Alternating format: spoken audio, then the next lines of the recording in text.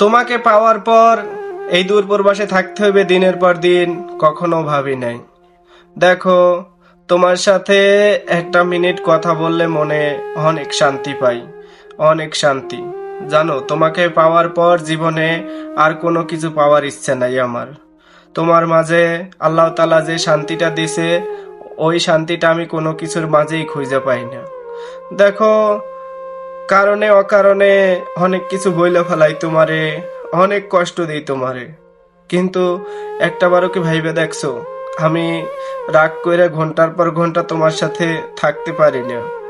জান, তুমি যদি বোঝো যে তোমায় আমি অনেক ভালোবাসি, অনেক আদর কইরা যত্ন করে রাখতে চাই, তুমি এতটুকু জানার পরেও যদি আমাকে অবহেলা করো জান, তাহলে এই দুনিয়াতে অনেক কষ্ট পাবো আমি। এতটাই কষ্ট পাবো যে আমার মতো কষ্টে এই দুনিয়ায় কেউ থাকবে না যদি তুমি আমায় অবহেলা করো। দেখো, ভালোবাসার মানুষের সব কিছু সহ্য হয়, সব কিছু, কিন্তু ভালোবাসার মানুষের ব্যস্ততা একটু সহ্য হয় না। দেখো, পুরুষ মানুষ যত্ন কইরা রাখতে জানে, তবে যে তোমাকে যত্ন কইরা রাখতেছে তাকেও একটু বুঝো।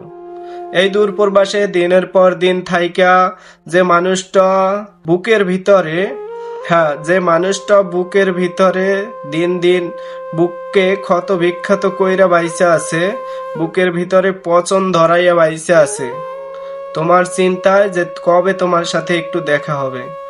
জানো প্রিয়, তোমার সাথে একটু দেখা হইলেই অনেক শান্তি, অনেক। আসলে বাস্তবতার এই সমাজে দেখো, টাকা পয়সা যদি না লাগতো না জান, তাহলে কোনো দিনও এই দূর প্রবাসী হইতাম না। এই দূর প্রবাসী হওয়ার পর তুমিও অনেক কষ্ট পাও, তোমারেও অনেক কষ্ট দিছি জান, অনেক। দেখো জান, কষ্টের পরেই নাকি সুখের জীবন আসে সবার জীবনে।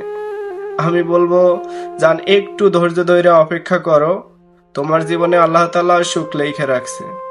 দেখো জান, সুখ কি জিনিস এইটা এখন পর্যন্ত বুঝি নাই, তোমায় ছাড়া এই দূর প্রবাসে থাইকা অনেক কষ্টে আছি, অনেক। দেখো জান, আজ এই মোবাইলে বইলে আমি কোনো কিছুই তোমার কাছে বুঝাইতে পারম না যে কতটা ভালোবাসি জান তোমারে। আসলে জান, আমি তোমারে সত্যি অনেক ভালোবাসি, অনেক।